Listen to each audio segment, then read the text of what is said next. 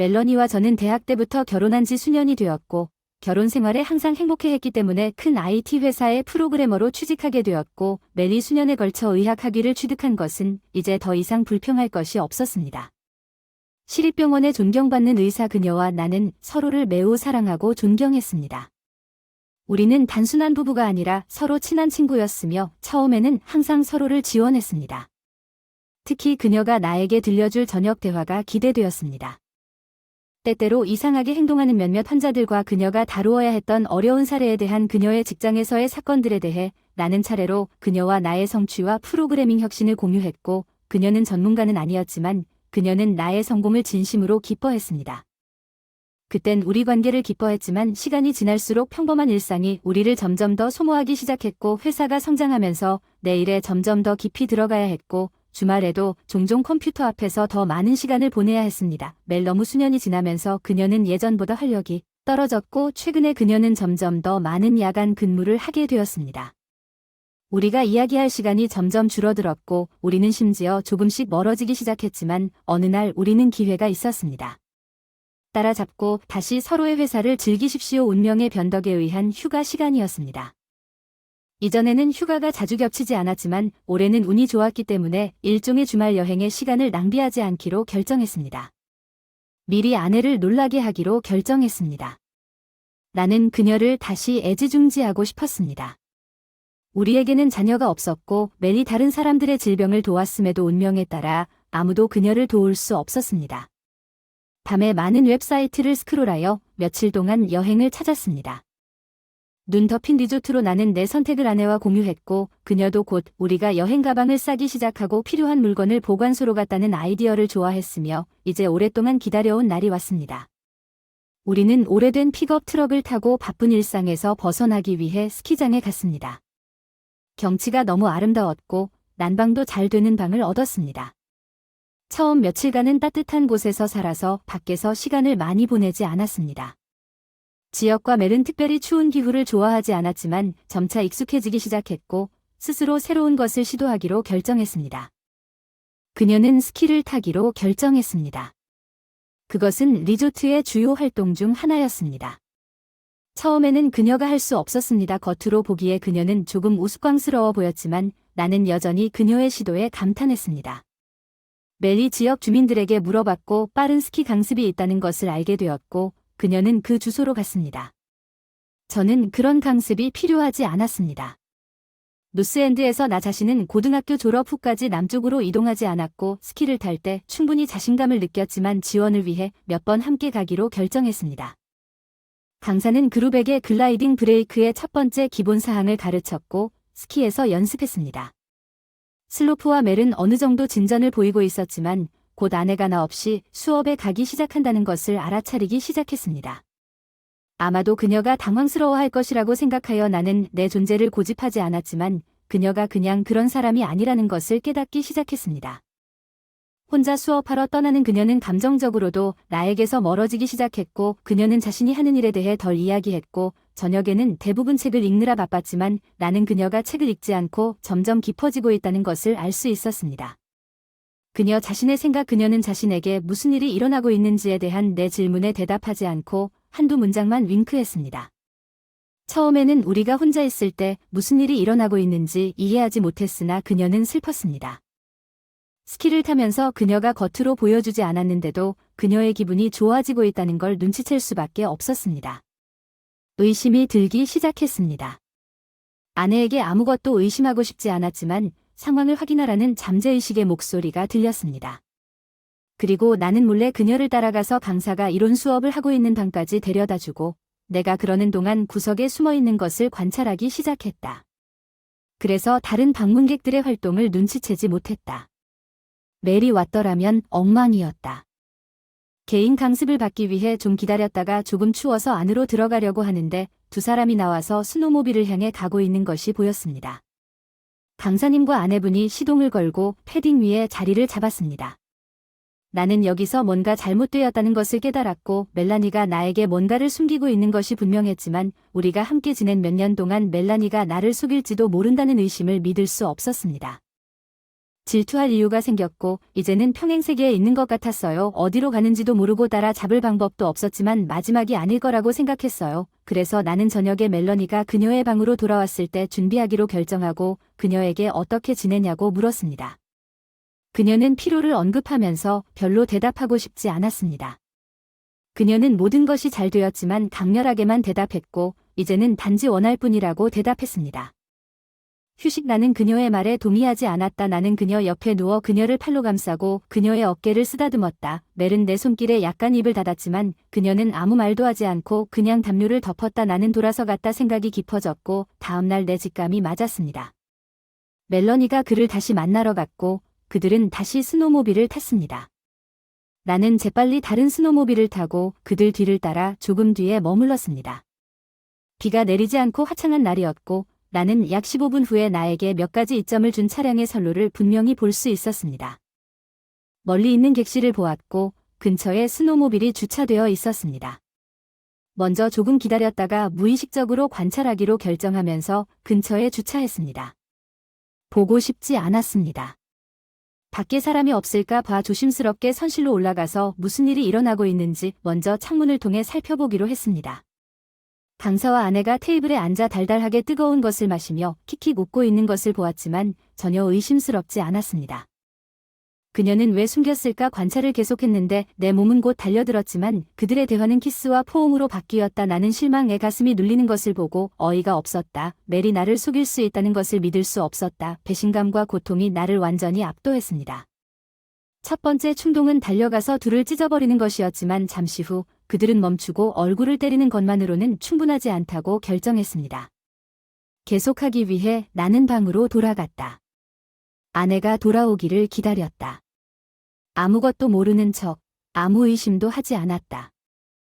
많은 생각과 질문이 내 머릿속에 소용돌이쳤지만 그녀는 최근 늘 그랬던 것처럼 행동하고 있었고 우리는 몇 마디를 주고받았다. 저녁 식사 후 그녀에게 공적 의무에 대해 물었을 때 다음날 아침 멜라니가 자고 있는 동안 또 다른 문화적인 자극을 받았습니다. 나는 준비를 하고 연인을 방문하기로 결정했습니다. 그는 바로 문을 열지 않았지만 나를 혼자 보고 이 이른 시간에 그 사람은 내가 온 이유가 있다는 것을 알고 있었고 나는 발로 문을 밀고 방으로 차츰차츰 적을 밟으며 방으로 들어갔습니다. 나는 그것을 이해하지 못했습니다. 그는 책임을 회피하려고 대답했습니다. 아내를 내버려 두라고 말하려고 왔습니다. 연인인 거 알아 마음속으로 말하고 있는 힘껏 때렸지만 인스트루도 나쁘지 않았고 나보다 조금 더 크고 기운이 넘쳐서 서로 멱살 잡고 던지기 시작했다. 다른 하나는 좁은 복도의 벽에 기대어 간격을 두고 서로의 얼굴과 몸통을 주먹으로 때리며 그녀를 계속 울부짖게 할 수는 없지 않느냐고 그는 으르렁댔고 그것은 우리가 싸웠던 증오와 분노의 불길만 키웠을 뿐입니다. 그러다가 우리 둘 다 지칠 때까지 벽 아래로 넘어져서 둘 다 뒤로 기대어 한숨을 쉬며 멍을 더듬는다. 들어봐, 내 아내와 그만 좀 사귀면 좋겠다. 내가 그에게 돌아서서 그는 나에게 돌아서서 비웃음으로 대답했다고 생각하느냐? 그녀가 처음이자 마지막이었는지 그는 돌아서서 낄낄대기 시작했습니다. 나는 주저하지 않고 그의 턱에 팔꿈치를 댔고 그가 고통스러워서 거의 감각을 잃을 뻔했습니다. 나는 그에게 경고하고 비틀거리며 그의 집에서 나갔습니다. 처음에는 방으로 돌아가고 싶었지만 기분이 좀 나아지려고 동네 바에 들러 술을 한잔하기로 결정했습니다. 잔잔한 음악이 흘러나왔고 독한 술 한 잔을 주문했습니다. 나는 바 뒤에 앉아 믹싱을 하고 있었습니다. 술잔에 술을 마시고 생각에 빠져들다 머리는 고통과 막연한 감정으로 가득 차 있었다.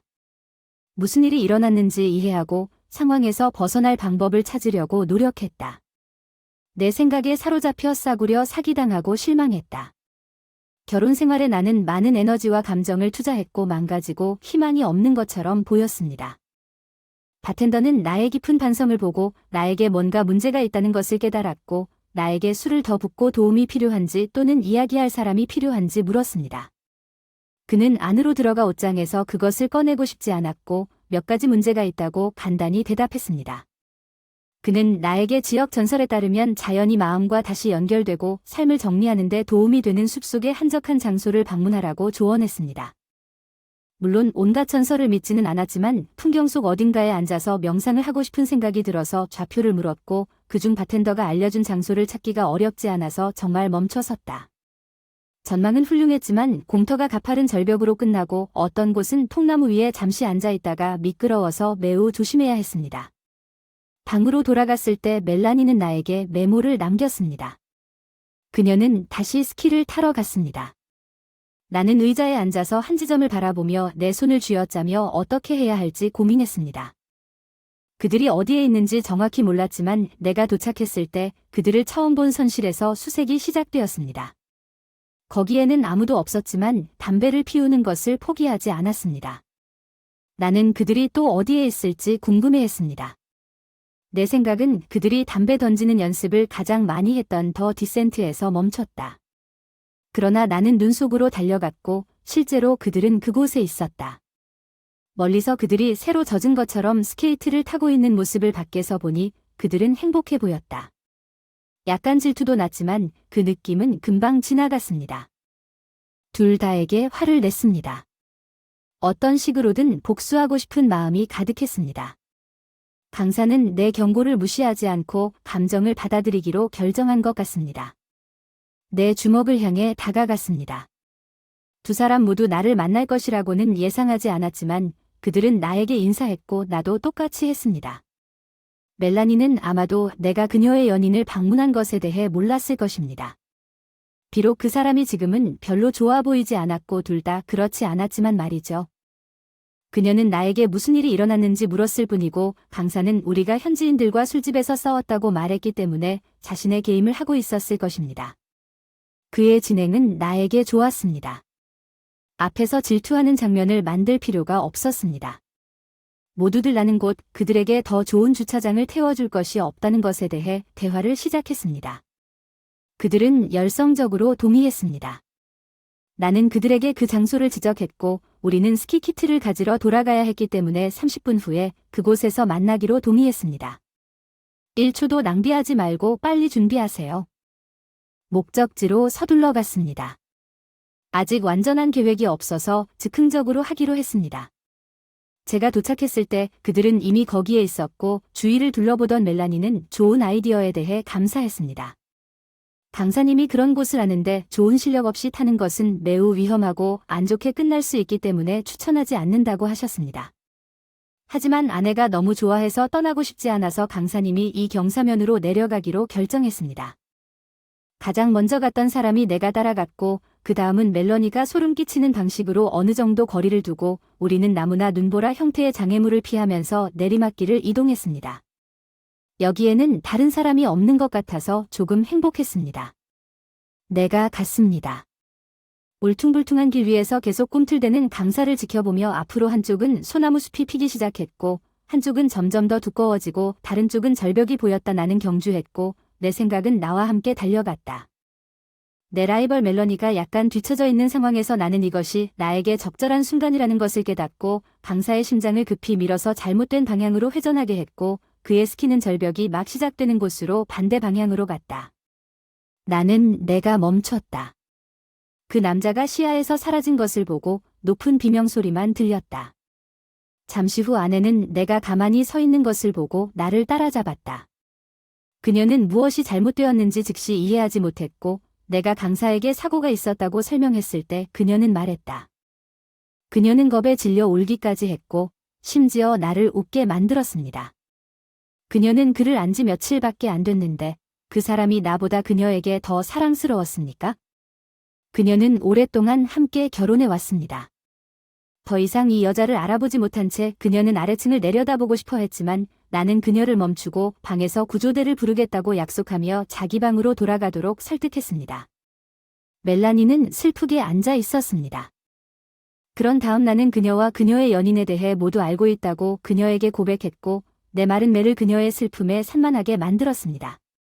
그녀는 나에게 무슨 말을 해야 할지 몰랐기 때문에 그녀는 조용히 말했습니다.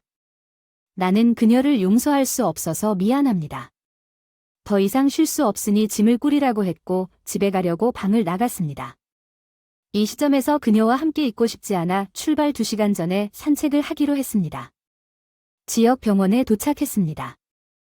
그리고 필요한 방을 찾으며 복도를 따라 걸어가다가 딱 맞는 방을 찾았을 때 들어가서 강사가 침대에 반쯤 누워있는 것을 보고 깁스를 하고 멍이 많이 들었는데 방에 아무도 없었기 때문에 가까이 다가갔습니다. 그리고 침대 위 그 옆에 앉았고 그는 눈을 뜨려고 했지만 붓기가 너무 심해 눈꺼풀의 좁은 틈을 통해 나를 볼 수 있었습니다. 나는 당신이 그때 불순종한 내 경고를 상기시키려고 왔습니다. 그 결과 나는 그의 귀 쪽으로 몸을 기울였고 우리 삶에서 당신을 다시 본다면 당신을 죽일 것입니다.